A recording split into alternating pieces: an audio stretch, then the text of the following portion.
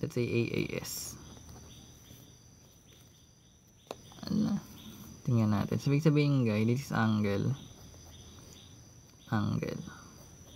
Tapos side.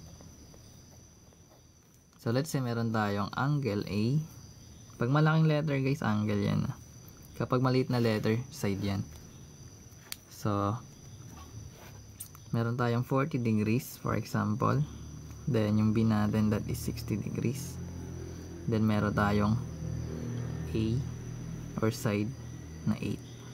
So, basically, pwede mo siya i-drawing. So, gawa ka ng triangle. Ngari, ganito yung triangle natin.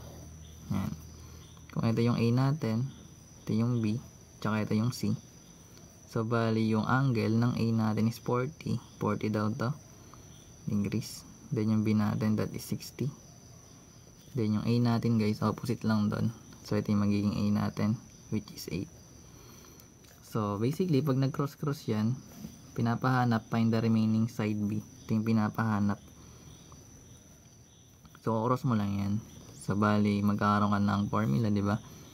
Magkakaroon tayo ng A over sin A equals B over sin B. Then, i-plug mo na lang. Hindi na, madali lang. So, bali, magkakaroon ka ng A. Ito yun, that is 8. Over yung sin A mo, that is 40. Or sin 40. Then equals, sabi natin, which is unknown, pero we have sin B, that is 60 yung angle. Then cross multiply mo lang yan, then yun na. So magkakaroon ka dyan ng cross multiply. So magiging 8 sin 60 siya equals yung B sin 40. So, dahil hinahanap natin yung B, divide natin both by sin 40.